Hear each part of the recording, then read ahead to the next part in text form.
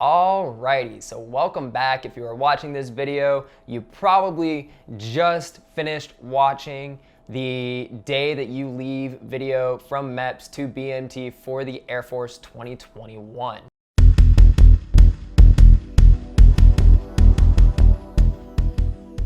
Now, when I left off that we had gotten on the bus going to Lackland Air Force Base. Mind you, I can't remember all of what happened that night because it was over 2.5, 3 months ago, and a lot of the guys in my flight can't even remember what happened that night at all. So bear with me just a second. So we were on our way, we were on the bus from the airport to Lackland Air Force Base. So when you get to the gates, they ask for your ID. And once, I think you just have to hold your ID up in the air so that they see that you have your ID, and they let you through the gates. So you get dropped off. We got dropped off at the Finkston Reception Center at the backside of the reception center. So if you've ever seen a BMT graduation video where they're on the big PT pad or the big drill pad and you've got the American flag and you might see a building that's like this, it's kind of a triangle and it's got the flag in the center, that's the Finkston Reception Center. That's where we went to in-process that night, or to start the in-processing, and to get our backpacks that we were issued. This backpack right here, yes, still have mine. Everybody at tech school still uses their BMT backpacks. It's actually quite funny. And so we got off the bus and we immediately start getting yelled at, move, move, move, move, move, like you always hear.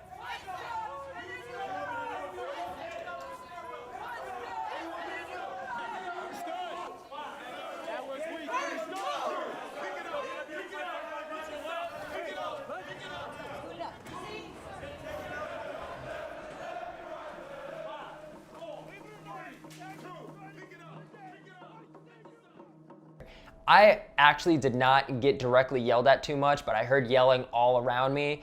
And my whole philosophy was, don't do what other people are doing. If they're getting yelled at for doing something stupid, don't do what they're doing, so that I wouldn't get yelled at too much. And that strategy actually worked the majority of the way through BMT for me. So I highly recommend that for all of y'all who are about to go through BMT, is if you see somebody getting yelled at for doing something wrong, don't do that thing. Learn from other people's mistakes very early on, especially when you are at zero night at BMT. So let's see. So we did not run.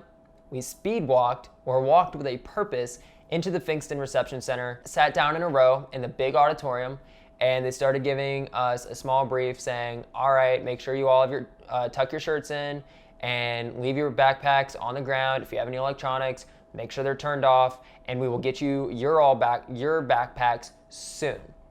So we were in there for probably about 10 minutes, 15 minutes before everybody finally came in and sat down. And at that point, we were sitting every other seat so that you could have a little bit of social distancing between you and the person next to you. And they finally said, all right, starting with the front row and going all the way back, you're going to be going out in the hall, going around, and starting to pick up these specific items to put in your backpack. They will hand you a backpack and a water bottle, they will hand you a backpack, it will have a water bottle in it. Do not touch the water bottle, and keep the backpack open so they can just start dumping stuff in your backpack.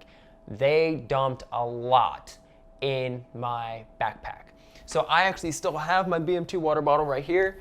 It is not a bad water bottle. It's got your name on a tag on this side, the Air Force logo on this side, and it's actually a magnetic cap. So it's actually really cool. So I actually stopped using this because I am using the base player water bottles that we have on our Teespring site, which is actually, that link is down in the description below. So once we got our backpack, of course it's zipped open and the water bottle is in the water bottle holder on the side of the backpack. We got issued, I still have the original list that they gave me too. Here is the list.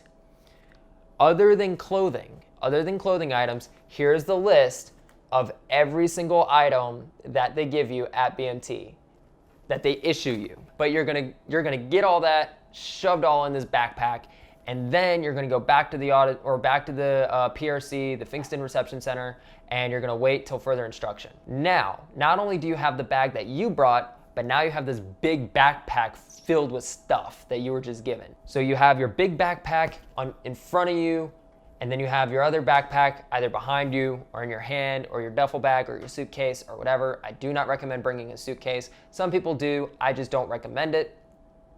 based on the struggles that I saw other people go through. All right, everyone, so fun story. So in the video that you were just watching just a second ago, my mic actually cut out. And as I was going through, I was trying to fix it and it wasn't working because the echo in my dorm absolutely sucks. So that was me about 2 weeks ago, and now we're at July 22nd, so it's been a hot minute. But anyway, when I left off in the story, we were just leaving the Finkston Reception Center. So you'll leave the auditorium and they take you to your respective squadrons. Now for me, my respective squadron was the 323rd. That is Disneyland. That is one of the updated squadrons, one of the newer squadrons. And I was in dorm 4 Charlie 2. Now there are 4 stairwells, Alpha, Bravo, Charlie, and Delta. And in each of those stairwells, you have one Alpha 1 or one Alpha 2 or something like that. And that depicts what floor you're on, what stairwell you're in, and what dorm number you are. So with me being in 4 Charlie 2, I was 4th floor, Charlie stairwell, 2nd dorm. That's how it breaks down. If you watched my From MEPS to BMT video, I showed you a picture of the sticker that you get that identifies you to your dorm. That essentially identifies you to your flight. But anyway, so with being on the 4th floor in Charlie's stairwell, we had to go up 8 sets of steps. 1 first floor, 1 second floor, 1 third floor, 1 4th floor. So when I got into my dorm, there were already people in there. So there were already guys in there who had been in there. Apparently they had been in there for hours, but I'm not sure of that because I was not in there. But according to them, they'd been sitting in there for hours, just in the quiet, not doing anything. But when we got in, we were being yelled at saying, hey, find your bunk, sit down, or throw your civilian luggage on top of your locker and sit down. So we did what we were told, and this is where the memory gets a little fuzzy because this was going on, let's see, April, May, June, July. So going on 3 months ago that I was on zero night at BMT. And all the guys who were there before us was whispering to us saying, hey, just make your bed as best you can, put the mattress cover on, make sure that your name is on your water bottle, on your backpack, make sure when you're done with your civilian luggage, put on top of your wall locker, and they were giving us little hints here or there, on what to do. And we just didn't want to get yelled at, like the guys that I came in with. So we were just doing as we were told and didn't want to cause a scene, no unnecessary attention. And that would be probably one of my biggest pieces of advice for all of you who are going or about to be going through BMT is just do as you're told. Don't make any unnecessary or don't give any unnecessary attention to yourself, and just do it. Just do as you're told and don't assume anything. So that would be probably one of my biggest pieces of advice. And then all I really remember, I remember this clear as day. I remember Technical Sergeant Crawford, who was our MTI, directing us into the dorm that night.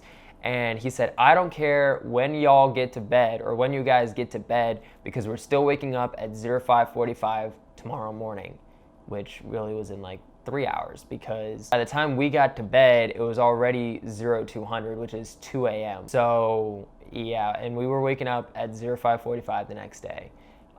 So we wanted to get to sleep. We ended up getting to sleep at about 0200.